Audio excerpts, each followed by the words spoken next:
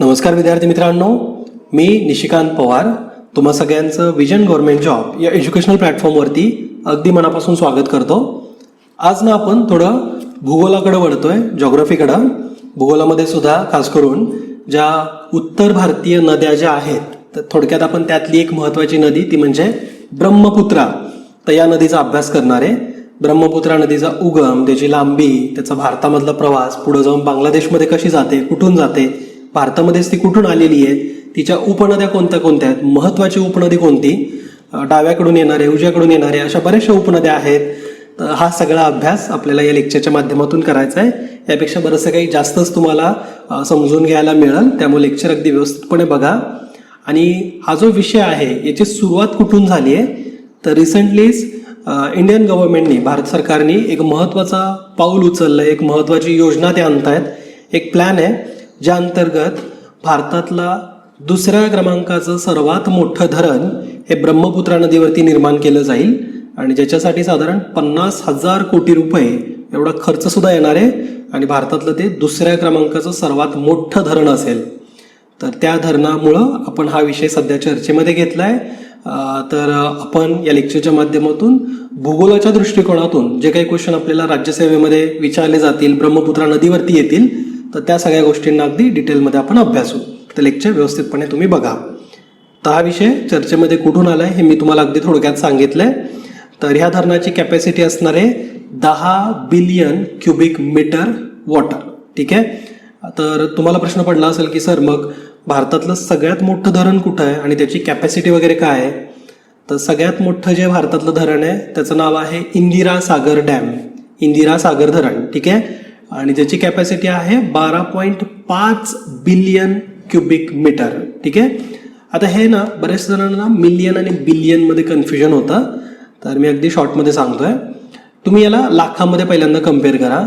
ज्यावेळेस एखाद्याकडे 10 लाख असतील ना, तर तो म्हणाल की माझ्याकडं 1 मिलियन आहेत.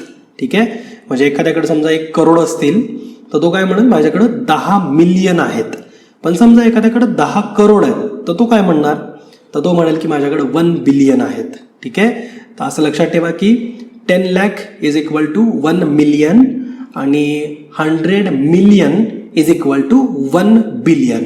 ठीक आहे. आता मला वाटत नाही की जास्त कन्फ्युजन होईल, अगदी सोपं आहे हे. तर हे जे धरण आहे तर त्याचं लोकेशन काय आहे, तर अरुणाचल प्रदेशमध्ये यिंक्याँग, तर या ठिकाणी ब्रह्मपुत्रा नदीवरती हे धरण उभारण्यात येईल. आणि ह्या धरणाचा जो मुख्य उद्देश आहे ना तो असा आहे की चीनकडून या ब्रह्मपुत्रा नदीवरती जी तिबेतमधून वाहत येते, ते पुढं तुम्हाला सगळं लोकेशन वगैरे दाखवल मी. तर चीनकडून काय होतं ना, प्रत्येक वेळेस या धरणावरती बरेचसे वेगवेगळे मेगा प्रोजेक्ट अनाऊन्स होतात. साधारण 4 महत्त्वाकांक्षी प्रकल्प तिथे राबवले जात आहेत आणि त्यांचा एक नवीन प्रकल्प सुद्धा येतोय ज्या माध्यमातून ते भारताकडे जाणारं पाणी अडवतील किंवा त्यांना गरज वाटेल त्यावेळेस ते मोठ्या प्रमाणात अडवलेलं पाणी सुद्धा सोडून देतील भारतामध्ये. मग एक पूरजन्य स्थिती भारतात निर्माण होऊ शकते. तर असे बरेचसे प्लॅन आहेत त्यांचे.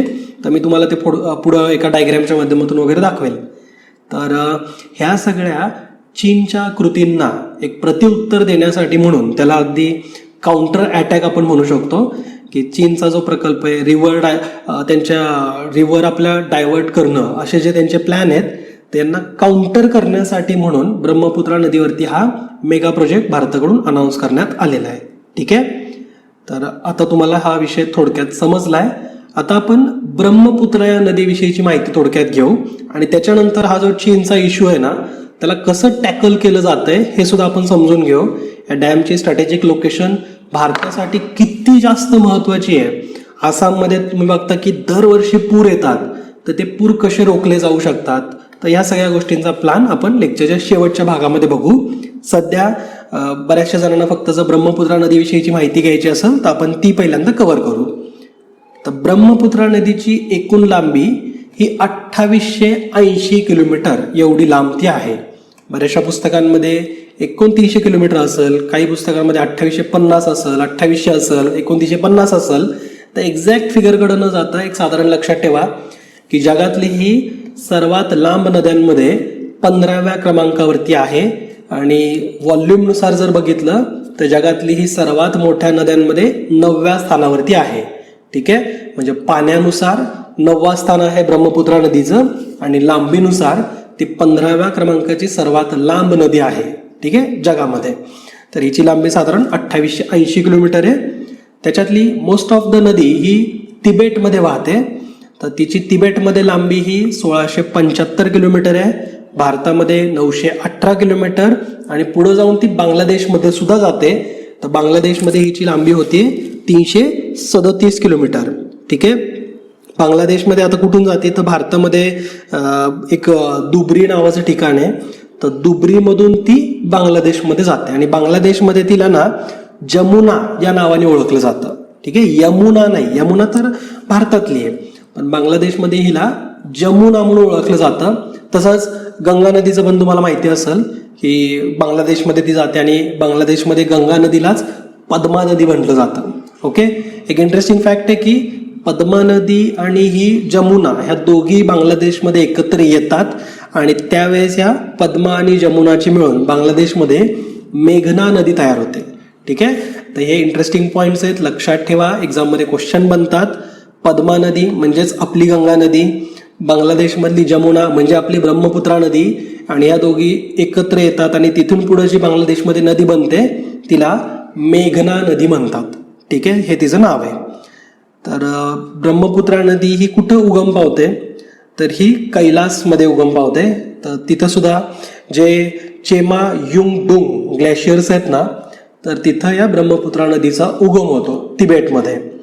चायनाकडून म्हणजे चीनकडून ह्या ब्रह्मपुत्राला जे नाव देण्यात आलंय ना, तर ते नाव पण तुम्ही लक्षात ठेवा, माहिती असावं. ते म्हणजे यार्लुंग झांगबो, ठीक आहे. पण तिबेटमध्ये ह्या नदीला तिसांगपो असं म्हटलं जातं, ठीक आहे. आता हे चीनमध्ये जे नाव दिलं जातं ना, त्यांच्या नावांमध्ये PO नसतं, शेवटी BO असतं. त्यामुळे इथं आपल्याला यार्लुंग झांगबो बो दिसतंय, ठीक आहे, BO. आणि तिबेटमध्ये याच नदीला तिसांगपो असं म्हणतात. ओके, बरेचसे जण ह्या टीचा प्रोनाऊन्स नाहीत करत, सांगपो पण म्हणतात. तर मे बी टी सायलेंट असेल तर तसं पण लक्षात ठेवा. पण तिसांगपो हे तिबेटमधलं नाव आहे आणि यार्लुंग झांगबो हे चीनकडून या नदीला दिलेलं नाव आहे. आणि या दोन्ही नावांचं जर आपण एकत्र केलं तर ह्या नदीलाच यार्लुंग तिसांगपो असं सुद्धा म्हटलं जातं. ओके, तर ही नदीची नावं ना देशानुसार लक्षात असावीत. मॅच द पेअरमध्ये जर काही क्वेश्चन आलाच, चीन, तिबेट आणि बांगलादेश अशी जर 3 देशांची नावं एका बाजूला दिली आणि नद्यांची नावं जर दुसऱ्या बाजूला दिली, तर कोणत्या देशामध्ये काय नावाने ओळखली जाती हे तुम्हाला म्हणजे माहितीच असावं, ठीक आहे. बांगलादेशमधलं सोपं आहे, जमुना. तिबेटमध्ये याला तिसांगपो आणि चीनमध्ये याला यार्लुंग झांगपो, तर झांगबो या नावाने ओळखलं जातं, ठीक आहे. पुढं जाऊन हे तिबेटमधूनच ही नदी अशा प्रकारे वाहत येते आणि अचानक एक यू टर्न घेतलेला दिसतोय बघा तुम्हाला. तर हे जे यू टर्न आहे तर तो तिथलच्या पर्वत रांगांमुळे आहे, कारण ही तिबेटमध्ये सुद्धा आपल्या हिमालय पर्वत रांगेला अगदी पॅरलल वाहत येणारी नदी, अगदी समांतर वाहत येते आणि पुढे जाऊन ती भारताकडे येताना अगदी अचानक यू टर्न घेतलेला आहे. हे जे ठिकाण आहे हे आपल्या एक्झामच्या दृष्टिकोनातून महत्वाचं आहे. तर याला ग्रँड कॅनॉन हे नाव आहे. या ग्रँड कॅनॉन मधून ही भारतामध्ये प्रवेश करते. भारतामध्ये अरुणाचल प्रदेशमधून हिचा फ्लो आहे आणि ग्रँड कॅनॉन हे तुम्हाला लक्षात असायला पाहिजे, लक्षात ठेवायचं आहे. कारण ना चीनकडून ग्रँड कॅनॉन प्रोजेक्ट सुद्धा राबवण्यात येणार आहे आणि ज्या अंतर्गत ते खूप मोठं धरण या ठिकाणी बांधतील आणि ब्रह्मपुत्रा नदीवरती आणि पाणी अडवण्यात येईल. मग त्याचा यूज कसा करतील वगैरे ते पुढं गोष्टी आपण बघू. सध्या फक्त ब्रह्मपुत्रा नदीलाच आपण थोडंसं बारकाईने अभ्यासूयात. तर भारतामध्ये कशी एंटर करते तर ग्रँड कॅनॉनच्या माध्यमातून ती भारतामध्ये प्रवेश करते. अरुणाचल प्रदेशमध्ये या नदीला सियांग या नावाने सुद्धा ओळखलं जातं. सियांग नदी म्हणजेच आपली पुढे जाऊन होणारी ब्रह्मपुत्रा, ठीक आहे. तर अरुणाचल प्रदेशमध्ये हिचं नाव काय हे पण तुम्हाला माहिती पाहिजे, सियांग म्हणून ओळखली जाते. आणि पुढं मग बांगलादेशमध्ये प्रवेश करताना ती दुबरी या ठिकाणी बांगलादेशमध्ये एंटर करते, ठीक आहे, दुबरी या ठिकाणी. तर एवढ्या काही गोष्टी आपण याच्या थोड्या जॉग्राफिकल त्याचं जे लोकेशन आहे ना ब्रह्मपुत्रा नदीचं ते आपण आत्तापर्यंत बघितलं. आता ब्रह्मपुत्रा नदीच्या ना बऱ्याचशा उपनद्या आहेत आणि त्या उपनद्यांवरती आपल्याला आयोगाने क्वेश्चन विचारलेत, MPSC मध्ये आलेले आहेत, UPSC मध्ये येऊन गेलेत. जर कोणी SSC ची तयारी करत असेल तर SSC च्या एक्झाम्समध्ये सुद्धा उपनद्यांवरती क्वेश्चन आलेले आहेत. तर ज्या मोठ्या उपनद्या आहेत त्या आपण बघू. जसं की तिबेटमधून ज्यावेळेस या नदीचा उगम होतो, या ग्लेशियर्समधून ज्यावेळेस तिचा उगम होतो, कोणते ग्लेशियर्स आहेत ते ग्लेशियर्स असे लक्षात ठेवायचे. त्याचं नावाची ना फोड करायची कधी पण. ग्लेशियर्सचं नाव कसं लक्षात राहील, त्याचं स्पेलिंग जर तुम्ही नीट बघितलं, त्याच्या स्पेलिंगमध्ये ना चेमासुद्धा आहे आणि त्याच्यानंतर युंग आहे आणि डुंग आहे. म्हणजे स्पेलिंगला आपण थोडंसं कट करतोय. चेमा युंग डुंग, जे की कैलास या ठिकाणी लोकेटेड आहे. तर ह्या ग्लेशियर्समधून तिचा उगम होतो तिबेतमध्ये आणि तिथंच तिला महत्त्वाच्या अशा मोठी उपनदी तिला येऊन मिळते. तिचं नाव म्हणजे रांगो तिसांगपो. ठीक आहे, तर रांगो तिसांगपो हे तिबेटमधली ब्रह्मपुत्राची सगळ्यात मोठी आणि महत्त्वाची उपनदी आहे, हे तुम्ही लक्षात ठेवा. ओके, पुढे जाऊन ज्यावेळेस भारतामध्ये ती एंटर करते, तर भारतामधल्या महत्त्वाच्या उपनद्या कोणत्या, तर उजवीकडून येऊन मिळणाऱ्या जर उपनद्या आपण बघितलं, उजवीकडून म्हणजे कशा, तर हे मी बऱ्याचशा लेक्चर्समधून सुद्धा तुम्हाला सांगितलं आहे. तर जर नदी ज्या दिशेला वाहती आहे तर त्या दिशेला आपण फेस केला आणि आपल्या उजव्या हाताला ज्या नद्या असतील आणि त्या नदीला येऊन मिळत आहेत, तर त्यांना आपण उजवीकडून येऊन मिळणाऱ्या उपनद्या म्हणू. ज्या नद्या आपल्या डाव्या हाताला असतील आणि त्या या नदीत येऊन मिळतात, तर तिला म्हणायचं डाव्याकडून येऊन मिळणाऱ्या उपनद्या, डाव्या बाजूच्या उपनद्या. ठीक आहे, तर उजव्या उपनद्या आपण जर बघितलं तर त्याच्यामध्ये जियाधल नावाची एक महत्त्वाची उपनदी आहे, संकोश नावाची, सरलभंगा, चंपामती, त्यानंतर पगलदिया आणि मानस नावाची एक महत्त्वाची उपनदी आहे. त्यानंतर पुथिमारी, त्यानंतर तिस्ता आणि आई. आई म्हणजे आता हे स्पेलिंग म्हणून लक्षात ठेवा, AI आणि ई, याचा प्रोनाऊन्स मे बी दुसरा पण असेल, पण आई. ठीक आहे, AI आणि ई. ह्याच्यामध्ये ना एक महत्त्वाची उपनदी आहे जिचं नाव आहे सुबनसिर. इथं तुम्हाला या मॅपमध्ये पण दिसतंय ना. तर सुबनसिर ही जी उपनदी आहे, या उपनदीच्या नावावरती एका तिला टोपण नावाने ओळखलं जातं, त्या रिलेटेड SSC मध्ये क्वेश्चन आला होता. या सुबनसिर नदीचं जे उपनाव आहे, टोपण नाव जे आहे, ते म्हणजे गोल्ड रिव्हर. गोल्ड रिव्हर, ठीक आहे, सोन्याची नदी. तर लक्षात ठेवा, ही फॅक्ट आहे इंटरेस्टिंग. याच्यामध्ये काय ॲक्च्युली कसं आहे, सोन्याचे कण वगैरे सापडतात, तर म्हणून याला गोल्ड रिव्हर म्हणून ओळखलं जातं. ठीक आहे, आता डावीकडून येणाऱ्या जर उपनद्या आपण बघितलं, डाव्या बाजूच्या उपनद्या, त्याच्यामध्ये धनसिरी ही उपनदी अतिशय प्रसिद्ध आहे. धनसिरी ही नदी ना नागालँडमध्ये उगम पावते. नागालँडमध्ये सुद्धा जे लायसिंग पीक जे आहे, तर इथं तिचा उगम होतो. तर धनसिरी हे फक्त लक्षात ठेवा, ही एक महत्त्वाची उपनदी आहे. त्यानंतर दिबांग एक महत्त्वाची उपनदी, कोपली, त्याच्यानंतर दुधैनी, दिगारू, त्यानंतर कृष्णाई. ठीक आहे, तर ह्या सगळ्या महत्त्वाच्या उपनद्या ज्या की डाव्या बाजूने येऊन मिळतात. याच्यामध्ये दोन नद्या आणखीन तुम्ही लक्षात ठेवायच्यात. एक म्हणजे नोवा डेहलिंग आणि बुरी डेहलिंग. ठीक आहे, तर हे डेहलिंग असलेल्या नावं लक्षात ठेवायची. एक म्हणजे नोवा डेहलिंग आणि बुरी डेहलिंग. तर ह्या दोन उपनद्या. आणि लोहित नावाची एक उपनदी आहे महत्त्वाची, इथं तुम्हाला मॅपमध्ये सुद्धा दिसते. आणि ही जी उपनदी आहे ना, ही मिश्मी हिल्समध्ये हिचा उगम होतोय. तर मिश्मी हिल्समध्ये हिचा उगम होत असल्यामुळे हे लक्षात ठेवू शकता. कधी कधी विचारलं जातं की ही पर्टिक्युलर उपनदी तर ती कुठल्या पर्वतरांगेमध्ये तिचा उगम होतो, तर मिश्मी. ठीक आहे, तर ह्या काही फॅक्ट्स तुम्हाला माहिती असावे. त्याचबरोबर ना एक रिसेंटली या ब्रह्मपुत्रा नदीवरती असलेला जो जिल्हा आहे, तरंगता जिल्हा, ज्याला की एक फ्लोटिंग आयलंड म्हणून डिक्लेअर केलं होतं, जगातला सगळ्यात मोठा तरंगता जिल्हा म्हणून त्याचं नाव नोंदवण्यात आलंय. तर तो जिल्हा म्हणजे माजुली डिस्ट्रिक्ट. ठीक आहे, माजुली जिल्हा हा चर्चेमध्ये होता. तर हे पण तुम्हाला माहिती असायला पाहिजे. ॲक्च्युली ना एक ब्रिज सुद्धा चर्चेमध्ये होतं बघा, या लोहित या नदीवरती. लोहित जी की ब्रह्मपुत्राची ही वाली उपनदी, तर या नदीवरती एक भूपेन हजारी ब्रिजचं उद्घाटन रिसेंटली झालं होतं. तर हे सुद्धा म्हणजे चीनला आवडलं नसलेलं हे आणखीन एक काम होतं, कारण बॉर्डर कनेक्टिव्हिटी या ब्रिजमुळे चांगली होती ना, तर ते चीनला पटणार नसणारच. तर हे पण ब्रिज भूपेन हजारी जो ब्रिज आहे, तर तो पण लक्षात ठेवा, जो की लोहित नदीवरती आहे. ढोला आणि सादिया या ठिकाणांना जोडणार. तर याला तुम्ही ढोला सादिया या नावाने सुद्धा लक्षात ठेवू शकता, ढोला सादिया ब्रिज. ओके, तर हे काही इंटरेस्टिंग फॅक्ट्स होते. आता ना आपण या ब्रह्मपुत्रा नदीच्या थोडंसं आणखीन खोलात जाऊयात. खोलात जायचं म्हणजे काय, की ह्या नदीमध्ये आपल्याला पुढे जाऊन ज्या समस्या बघायला मिळणार आहेत, चीनकडून निर्माण होणाऱ्या किंवा नैसर्गिक असतील, तर ह्या समस्यांचं कारण शोधण्यासाठी आपल्याला ब्रह्मपुत्रा नदीमध्ये पाण्याचा जो स्तर आहे हा कुठल्या प्रदेशामध्ये जास्त वाढतो हे समजून घेणं गरजेचं आहे. तर एक त्याला ना एक टर्म यूज केली जाते, केचमेंट एरिया त्याला म्हटलं जातं.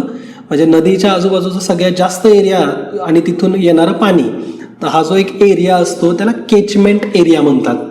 तर सगळ्यात जास्त या नदीचा केचमेंट एरिया ऑब्व्हियस आहे, त्याच्या लेंथमुळं तिबेटमध्ये आहे. तिबेटमध्ये याची जी लेंथ आहे ती 1675 किलोमीटर असल्यामुळं साधारण नदीचा 50% केचमेंट एरिया हा तिबेटमधून येतो. ठीक आहे. केचमेंट एरिया म्हणजे काय की एरिया वाईज ती नदी सगळ्यात जास्त कनेक्टेड कुठल्या ठिकाणी आहे, कुठल्या देशामध्ये आहे, तर तिबेटमध्ये 50%, भारतामध्ये फक्त 34%, आणि भूतान आणि बांगलादेश दोघांचं मिळून जर केचमेंट एरिया बघितला तर तो आहे 16%. केचमेंट एरिया म्हणजे ज्या ठिकाणच्या नद्या ह्या त्या पर्टिक्युलर ब्रह्मपुत्र नदी किंवा इतर कुठल्या नदीमध्ये मिळतीये ना, तर त्याला केचमेंट एरिया म्हणतात. म्हणजे तिथलच्या सगळ्यात जास्त नद्या ह्या तिथं कनेक्ट होत आहेत, तर तो एरिया. पण याचा अर्थ असा होत नाही की केचमेंट एरिया जास्त आहे म्हणून तिथून जास्त पाणी या नदीमध्ये ऍड होत असेल, असा त्याचा बिलकुल अर्थ होत नाही. ठीक आहे. आता काय होईल की समजा भलेही भूतानमध्ये केचमेंट एरिया जास्त आहे, तिथून कनेक्टिव्हिटी नद्यांची इतर नद्यांची ब्रह्मपुत्रामध्ये जास्त आहे, पण इतर नद्यांचं पाणी जर तिथं कमी येत असलं तर, आणि भारतामध्ये जर 34% केचमेंट एरिया आहे पण तरी सुद्धा भारतातल्या उपनद्या किंवा भारतातलं येणारं पाणी हे ब्रह्मपुत्रेमध्ये जर जास्त असेल तर तसं पॉसिबल आहे. म्हणून केचमेंट एरिया जरी जास्त असला तरी व्हॉल्यूम पाण्याचं सगळ्यात जास्त तिथून येते असं आपल्याला म्हणता येणार नाही. व्हॉल्यूमनुसार ब्रह्मपुत्रा या नदीमध्ये सगळ्यात जास्त व्हॉल्यूम हे भारतातल्याच नद्यांमुळे आहे, साधारण 75%. ओके. तर ब्रह्मपुत्रा नदीमधलं जे पाणी आहे हे 75% पाणी हे भारतातल्याच नद्यांमुळे आहे, आणि इतर नद्यांचं साधारण 25% आहे भारताव्यतिरिक्त, म्हणजे बांगलादेशमधल्या असतील किंवा भूतानमधल्या आणि त्याचबरोबर तिबेटमधल्या. ठीक आहे. आता याच्यामध्ये ना एक भारतामध्ये सीझननुसार थोडे इफेक्ट होतात. ज्यावेळेस पावसाळ्याचं एक सीझन असतो, एक साधारण नॉर्थ ईस्टमध्ये आपला 8 ते 9 महिन्यांचा पावसाळा असतो, कारण प्री मान्सून पाऊस तिथं खूप मोठ्या प्रमाणात होतो, पोस्ट मान्सून आहे. तर ह्याच्यामुळे काय होतं ना की 8-9 महिने तिथं रेनी सीझन असल्यासारखंच आहे, आणि त्यावेळेस भारतामधल्या नद्यांचं 75% वाटप हा ब्रह्मपुत्राच्या पाण्यामध्ये आहे. पण ज्यावेळेस पाऊस होत नाही त्यावेळेस काय, तर त्यावेळेस किंवा थोड्याशा उन्हाळ्याचं ज्यावेळेस सिच्युएशन निर्माण होते त्याला एक लीन सीझन म्हटलं जातं. लीन सीझन. तर लीन सीझन म्हणजे असं की एक दुष्काळ पण आपण नाही म्हणू शकत आणि पावसाळा पण आहे असं नाही म्हणू शकत. लीन सीझनमध्ये काय होतं की जे तिबेटमध्ये असलेले जे ग्लेशियर्स आहेत, जे बर्फाळ डोंगरं आहेत, तर ती पगळायला सुरुवात होतात, आणि ते पगळलेलं जे पाणी आहे तर ते ब्रह्मपुत्रामध्ये आपल्या भारतातल्या नद्यांपेक्षा जास्त असतं. ठीक आहे. तर लीन सीझनमध्ये तिबेटमधून जास्त पाणी हे ब्रह्मपुत्रा नदीमध्ये ऍड होतं, ग्लेशियर्स पगळल्यामुळं किंवा वितळल्यामुळं. ठीक आहे. तर हे काही गोष्टी तुम्हाला माहिती असाव्यात. म्हणजे 2-3 महिन्यांचा जो काळ आहे याच्यामध्ये तिबेटमध्ये सगळ्यात जास्त पाणी हे ब्रह्मपुत्रा नदीमध्ये सगळ्यात जास्त पाणी हे तिबेटमधून येतं, आणि 8-9 महिने पाणी हे भारतातल्या नद्यांचं जास्त असतं. ठीक आहे. तर ह्या गोष्टी मी तुम्हाला का सांगतोय वारंवार, कारण पुढे जाऊन आपल्याला थोड्याशा समस्या आणि त्याचं सोल्युशन बघायचं आहे ना, त्याच्यासाठी हे बॅकग्राऊंड गरजेचं आहे. ठीक आहे. तर ज्यांना कुणाला ब्रह्मपुत्रा नदीविषयीची माहिती जाणून घ्यायची होती त्यांना एवढी माहिती आय थिंक सफिशियंट आहे. एखाद्या गोष्टी तुम्ही अशा पण लक्षात ठेवू शकता की ज्यावेळेस पावसाळा असतो आणि ब्रह्मपुत्रा नदीमध्ये मोठ्या प्रमाणात पाणी असतं, तर ब्रह्मपुत्राची विड्थ जी आहे ना ती काही काही ठिकाणी 8 ते 10 किलोमीटरपर्यंत सुद्धा आहे. म्हणजे आपण हा जो जिल्हा बघितला, फ्लोटिंग डिस्ट्रिक्ट जो बघितला, त्या भागामध्ये ब्रह्मपुत्राची जी विड्थ आहे ही 8 ते 10 किलोमीटर एवढी विड्थ आहे. ठीक आहे. नदीचं पात्र 10 किलोमीटरपर्यंत. विचार करून बघा किती मोठा एरिया असेल तो. तर तेवढं ह्या काही फॅक्ट्स आहेत तर त्या तुम्ही थोडंसं कोपअप करा. ठीक आहे.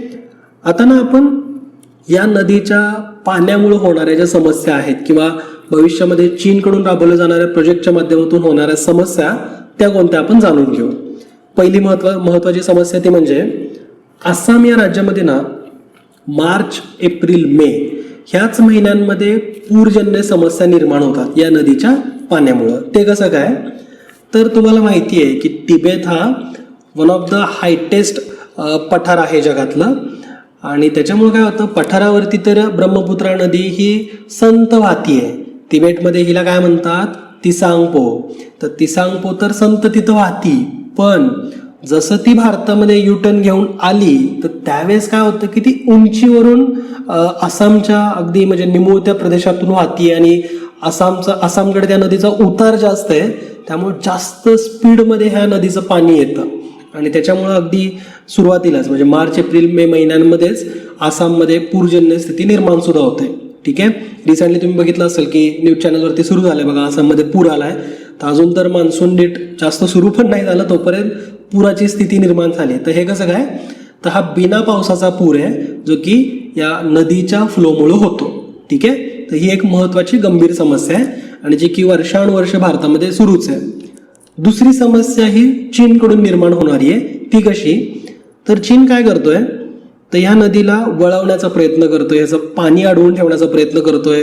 मोठे मोठे हायड्रो इलेक्ट्रिक पॉवर स्टेशन आहेत, मोठे मोठे प्रकल्प आहेत. त्याच्यामध्ये 4 प्रकल्प तुम्ही लक्षात ठेवू शकता. हे प्रकल्प ऑलरेडी चीनने त्यांच्या 14व्या वार्षिक योजनेअंतर्गत जे 14th फायनान्शियल इयर प्लॅन योजना जी ती चीनमध्ये राबवण्यात आली त्या अंतर्गत त्यांनी हे प्रकल्प सुरू केलेले आहेत. त्यामध्ये डागू नावाचा प्रकल्प आहे, ज्याची हायड्रो इलेक्ट्रिक पॉवर स्टेशनची कॅपॅसिटी ही 640 मेगावॅट एवढी आहे. ठीक आहे, खूप मोठी कॅपॅसिटी 640 मेगावॅट. त्यानंतर झिगसू नावाचा एक प्रकल्प आहे. त्यानंतर झांगमू ज्याची कॅपॅसिटी 510 मेगावॅट एवढी आहे. त्यानंतर झीचा, तर याची सुद्धा कॅपॅसिटी साधारण 320 मेगावॅट आहे. तर हे महत्त्वाचे प्रकल्प या नदीवरती सुरू करण्यात आलेले आहेत, ज्याच्यामुळे पाणी अडवलं जातं किंवा पाण्याचा फ्लो चेंज केला जातोय. तर ह्या सगळ्या गोष्टी आहेत. त्याचबरोबर चीनचा भविष्यातला येणारा अगदी मोठा प्रकल्प तो म्हणजे ग्रँड कॅनॉन प्रकल्प. ग्रँड कॅनॉन प्रकल्प म्हणजे आपण ग्रँड कॅनॉन आठवत आहे का तुम्हाला, ज्याच कॅनॉनच्या माध्यमातून ब्रह्मपुत्रा किंवा तिसांग ही भारतामध्ये येते. ठीक आहे, अरुणाचल प्रदेशमधून ती येते. अरुणाचल प्रदेशमध्ये याला सियांग म्हणून ओळखलं जातं आणि पुढे जाऊन ती ब्रह्मपुत्रा बनते. ठीक आहे, तर ह्या ग्रँड कॅनॉनच्या ठिकाणी ना चीन एक सगळ्यात मोठं धरण उभारतोय आणि त्या धरणाची जी कॅपॅसिटी असणार आहे in terms of hydro electric power स्टेशनच्या दृष्टिकोनातून तर ती असणार आहे 60 गिगावॅट. आता हा नंबर मे बी तुम्हाला 60 म्हणल्यावरती काहीतरी छोटं वाटत असेल, पण जर तुलना केली तर गोष्टी लक्षात येतात. तर भारतामधला जो सगळ्यात मोठा हायड्रो इलेक्ट्रिक पॉवर स्टेशन जो आहे तर त्याची कॅपॅसिटी आहे 3 गिगावॅट. तर भारतामधला सगळ्यात मोठा आहे 3 आणि चीन उभा करतोय 60 गिगावॅट, म्हणजे 20 पट मोठा आहे ना. तर विचार करा, आता मग ते कम्पॅरिझन तुम्हाला लक्षात येईल. तर एवढा मोठा हायड्रो इलेक्ट्रिक पॉवर स्टेशन ज्यावेळेस उभारतील तर त्याच्यासाठी डॅम तरी किती मोठा लागेल. तेवढा मोठा डॅम हा ग्रँड कॅनॉन या प्रकल्पाच्या अंतर्गत चीनकडून उभारला जाणार आहे. आणि त्यामुळे काय होतं, त्याच्यामुळे होणाऱ्या समस्याच थोड्या वेगळ्या आहेत. जसं की जर या ठिकाणी त्यांनी या तिसांग नदीचं सगळं जर पाणी अडवून ठेवलं तर काय होईल, जसं लीन सीझन असतो ज्यावेळेस भारतामध्ये नद्यांकडून या ब्रह्मपुत्रामध्ये पाण्याचं वाटप थोडं कमी आहे, तर त्यावेळेस काय होतं की जर पाणी वरतीच चीनने अडवून ठेवलं तर ग्रँड कॅनॉनकडून ते खाली येणार नाही, ते सियांगमधून मग ते ब्रह्मपुत्रा नाही बनणार, पाणी कमी होईल. तर यावेळेस या नॉर्थ ईस्टर्न रिजनमध्ये आपल्याला दुष्काळाची स्थिती निर्माण झालेली दिसेल. का, कारण चीनकडून पाणी खाली सोडलं जाणार नाही, धरणामध्ये अडवून ठेवतील ते. अगेन ते पॉलिटिकल प्रेशर तयार करतील ना, की आपण म्हणजे आपल्याला नेहमी काय होईल की काही अशा गोष्टींमुळे आपल्याला चीनवरती ॲग्रेशन नाही दाखवता येणार, किंवा सध्या आपण जे चीनला विरोध करतो अगदी सहज, तर तो विरोध आपल्याला तिथे नाही करता येणार. एक पॉलिटिकल अप्पर हँड चीनकडे नेहमी राहील. तर त्याच्या दृष्टिकोनातून एक दुसरं म्हणजे ते अडवलेलं पाणी हे ते अचानक सोडू शकतात. म्हणजे जर समजा आपलं आणि चीनचं काही युद्ध झालं, इन केस अशी एक सिच्युएशन निर्माण झाली, जसं आपण एक डोकलांग स्टँडअप बघितला होता, तर तिथं जर आपण असं काही आपण ॲग्रेशन चीनवरती दाखवलं आणि निर्माण झालं तर त्या केसमध्ये ते पाणी अचानक पण सोडू शकतात. अचानक सोडल्यावरती काय की आपण इकडं प्रिपेअर नसणार आहे आणि त्याला एक फ्लॅश फ्लड हा शब्द वापरला जातो. फ्लॅश फ्लड म्हणजे काय की आपण काही तयारच नव्हतो आणि आपल्याला म्हणजे अचानक एका 2 तासात 2.5 तासातच एक मोठा पूर बघायला मिळाला, तर त्याला फ्लॅश फ्लड म्हणतात. तर तशा फ्लॅश फ्लडच्या सिच्युएशन चीनच्या माध्यमातून भारतामध्ये निर्माण केल्या जाऊ शकतात या प्रकल्पाच्या अंतर्गत. ठीक आहे, कारण अचानक पाणी सोडतील तर आसाममध्ये तर लगेचच पूर येईल. ठीक आहे, ब्रह्मपुत्रा नदीचा फ्लो तिकडे जास्त आहे त्यामुळं. ओके, तर ह्या सगळ्या गोष्टींमुळे काय होतं की चीनला नेहमी एक पॉलिटिकल प्रेशर भारतावरती ठेवता येईल. आणि हे भारताच्या फ्युचरसाठी थोडं धोक्याचं आहे, म्हणजे रिस्की आहे ना, तर याला टॅकल करणं गरजेचं आहे. भारताने पहिल्यांदा काय केलं की अशा प्रकल्पांना एक मौखिक विरोध दाखवला, कुठेतरी ट्विट कर किंवा असा आम्ही याचा निषेध करतोय अशा काहीतरी गोष्टी वापर, तर हे करून बघितलं पण चीनवरती त्याचा काही प्रभाव होत नाही. तर हे बघितल्यानंतर फायनली भारत ॲक्शन मोडमध्ये आला. ॲक्शन मोडमध्ये आला म्हणजे काय केलं नेमकं, तर एक काउंटर चायना प्रकल्प भारताने आणला आहे आणि तो म्हणजे हा अरुणाचल प्रदेशमधला इकॉन या ठिकाणी हा प्रकल्प, ज्याची कॅपॅसिटी अगेन आपण बघितली आहे 10 बिलियन क्युबिक मीटर वॉटर एवढी त्याची कॅपॅसिटी असणार आहे आणि भारतातलं तो दुसऱ्या क्रमांकाचं सर्वात मोठं धरण असेल. ठीक आहे, तर या धरणाचा फायदा आपल्याला काय काय होईल, तर एक चीनला प्रत्युत्तर दिलं जाते. ते कसं, तर जर चीनने पाणी अडवून ठेवलंच तर अगेन आपण सुद्धा डॅमच्या माध्यमातून ऑलरेडी स्टोरेज केलं होतं, तर आपल्याकडं काही दुष्काळाची परिस्थिती निर्माण झाली तर आपण या धरणाचा वापर करू शकतो. नॉर्थ ईस्टमध्ये आपण पाणी पुरवठा आसामपर्यंत वगैरे व्यवस्थित करू शकतो. ठीक आहे, त्यानंतर जर चीनने कधी पाणी जास्त सोडलं, ठीक आहे, आपण जी सेकंड कंडिशन बघितली की युद्धाच्या केसमध्ये ते पाणी सोडून देतील, फ्लो होईल, मग भारतामध्ये पूर येईल, तसं होऊ नये याच्यासाठी ते धरण ऑलरेडी काय करेल, जर एक्स्ट्रा पाणी आलंच तर आपण इकडं अडवून धरू शकतो आणि हळूहळू आपण म्हणजे त्याला प्रिपरेशनच्या माध्यमातून खाली सोडू शकतो. ठीक आहे, म्हणजे फ्लॅश फ्लड जे होतील तर ते इथं टाळले जाऊ शकतात. आणि नॅचरल जे आसाममध्ये पूर निर्माण होणारं जे रिझन आहे, तर आसाममध्ये नैसर्गिक पूर तर येणार नाही कारण ऑलरेडी पाणी अडवून ठेवलं जाईल आणि हळूहळू म्हणजे आता बघा ना, पाऊस नाहीये तरी सुद्धा तिथं पूर येतोय ना. हे कशामुळं, कारण तिकडं लीन सीझन सुरू होता. ठीक आहे, म्हणजे तिबेटमध्ये ग्लेशियर्स पगळत आहेत आणि त्याच्यामुळे पाण्याचा फ्लो वाढतो आणि आसाममध्ये पूर येतो. तर या केसमध्ये काय होईल, जर ऑलरेडी आपलं एक मोठं धरण तिथं असेल तर पाणी अडवून ठेवलं जाईल, आसाम प्रिपेअर राहील आणि हळूहळू ते पाणी सोडलं जाईल, म्हणजे पूरजन्य स्थिती थोड्याशा कमी होतील.